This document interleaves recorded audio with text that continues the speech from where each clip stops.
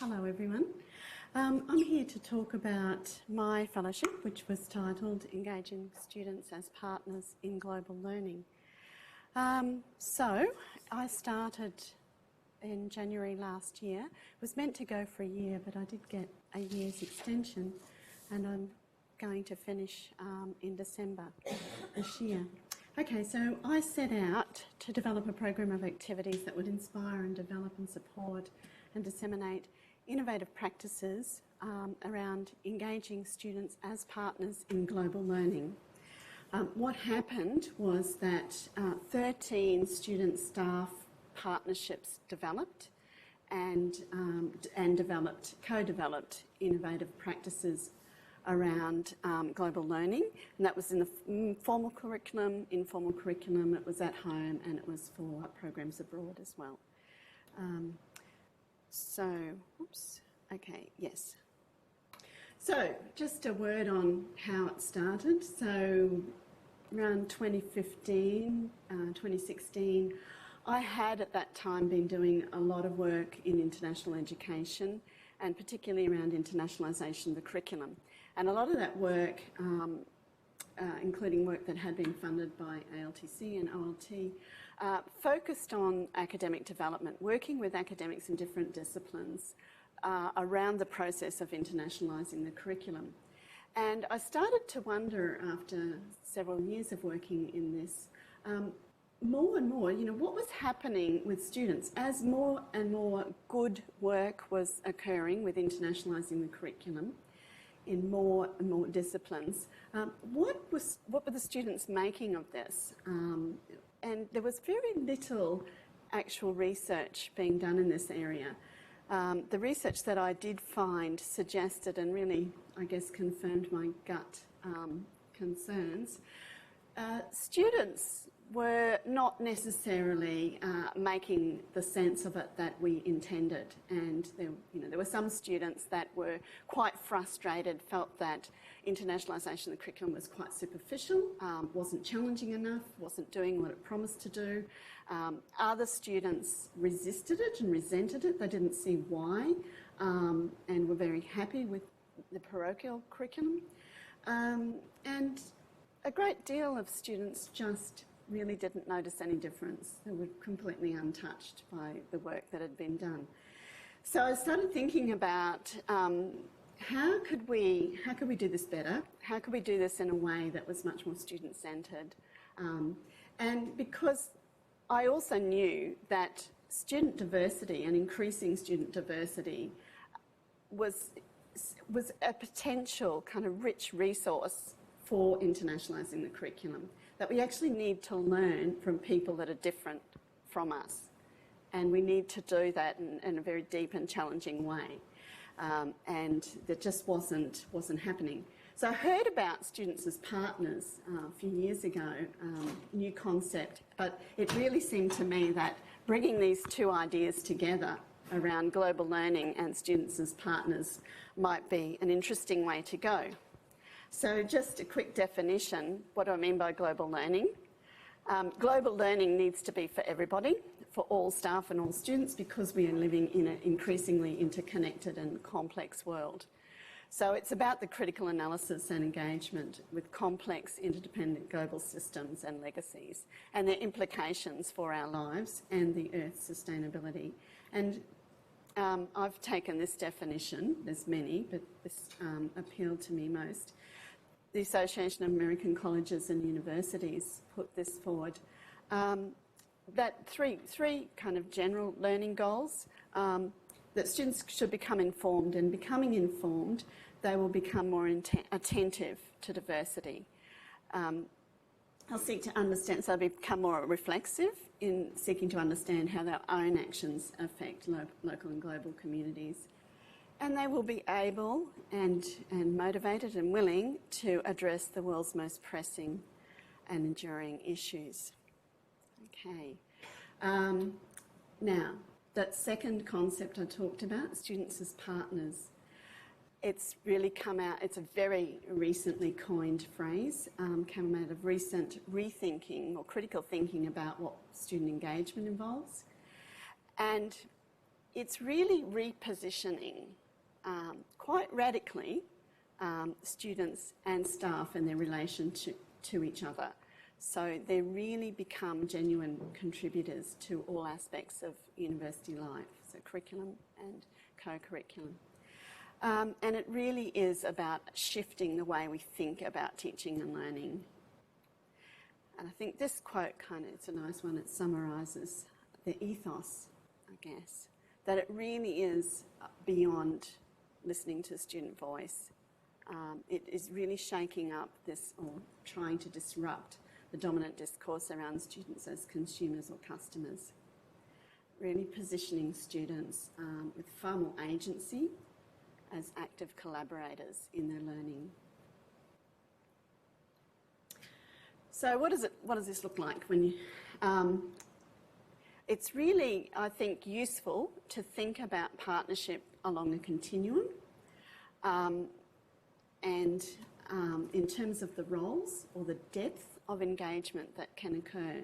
So at sort of the beginning, putting toe in the water, so to speak, would be thinking about students as evaluators. So beyond the kind of surveys that we ask students to do, something with far more engagement than that. For example, conducting focus groups throughout the semester, at the end of the semester, to really try and understand the student experience, what they're finding difficult at any time, what they would find more interesting, etc.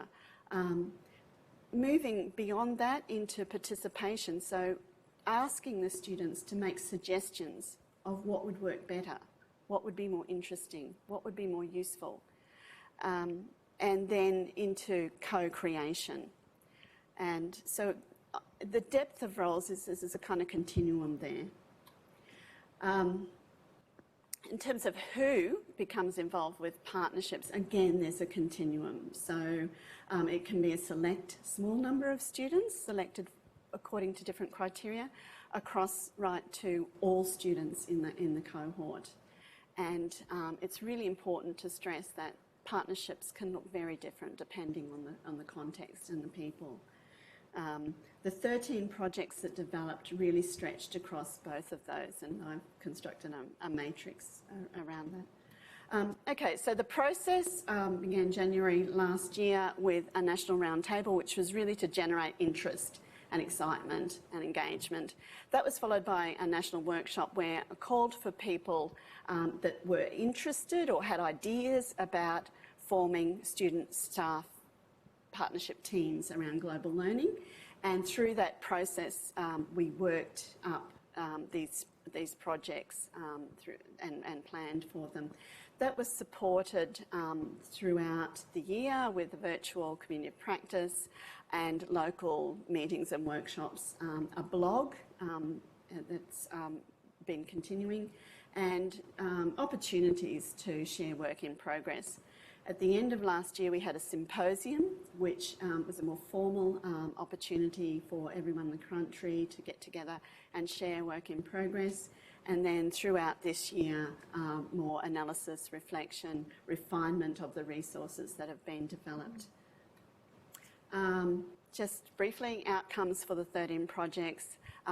All of the projects addressed the first global learning outcome, which was becoming informed and much more responsive, much more empathic around diversity, much more curious. The second one, becoming much more reflexive about one's own actions. That tended to be the projects that were at the deeper end of the spectrum in terms of partnership. Yes, and then thirdly, actually addressing, addressing the world's problems, getting out and addressing, doing something.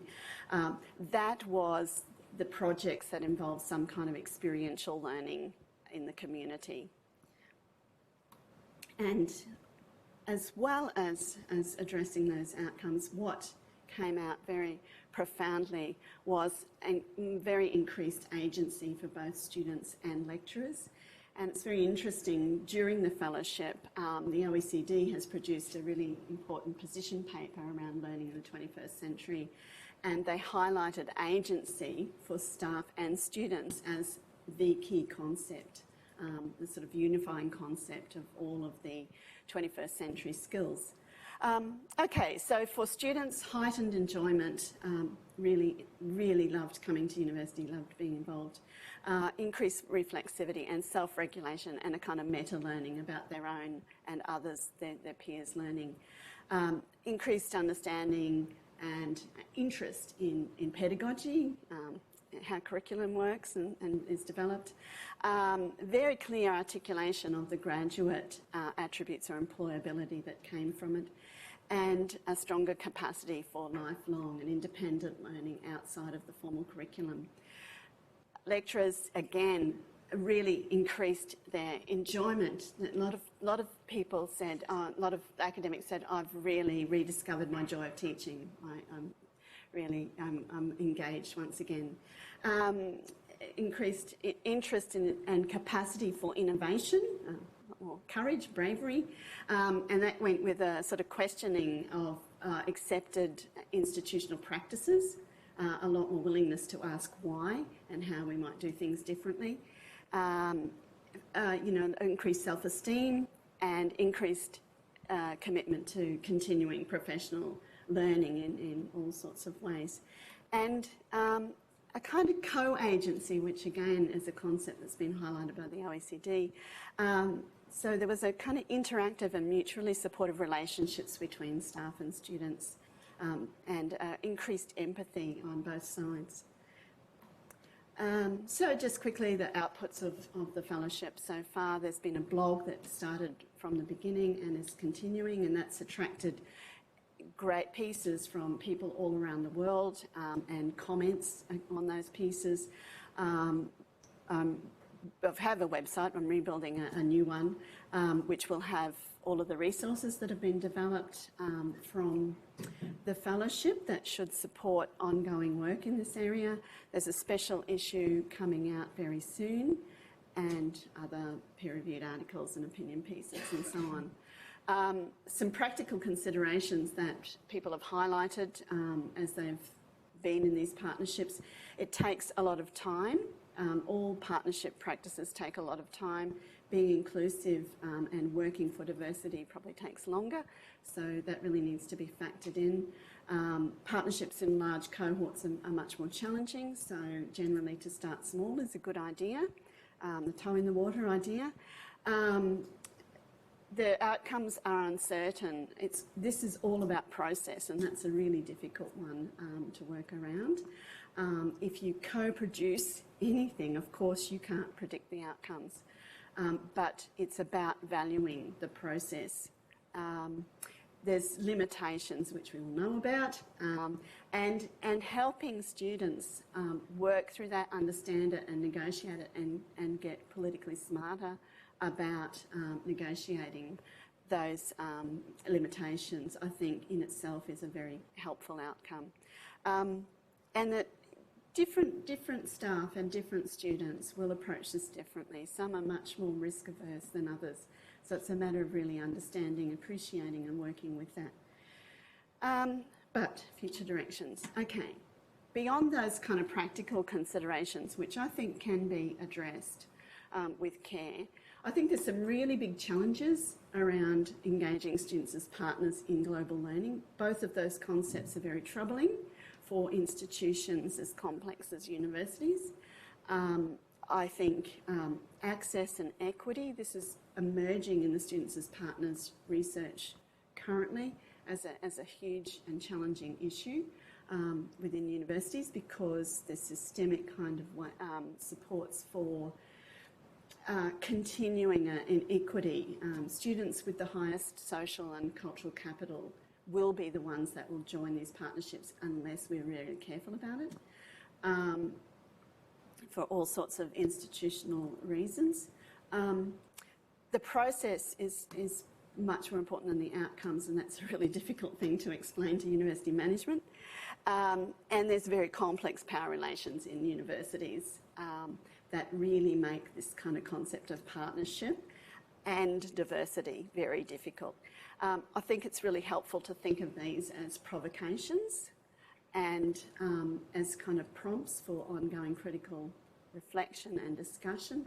I think these are issues that aren't just, that come from my fellowship. I imagine that they are shared by many fellows. So I think they're kind of bigger issues that we need to continue talking about. For this fellowship, I think there's 3 areas of further inquiry. There were variations in the sort of depth of engagement across the projects, and I think that was very interesting. I have some ideas of why that occurred, but I think it needs further research. I think we need to be much more sophisticated in our understanding about institutional blockers and enablers. And I think that the work that we've already done around engaging students as partners in a culturally inclusive way, I think we've got a lot that could be shared and further developed across students as partners work generally in other areas. How I do all this, how we do all this, I don't know, given what Dawn said, but we can talk about that today. And finally, just want to thank you all, and particularly fellows Betty Lesk and Kelly Matthews, whose work I have really drawn on heavily and had many conversations with. So that's it. Thank you.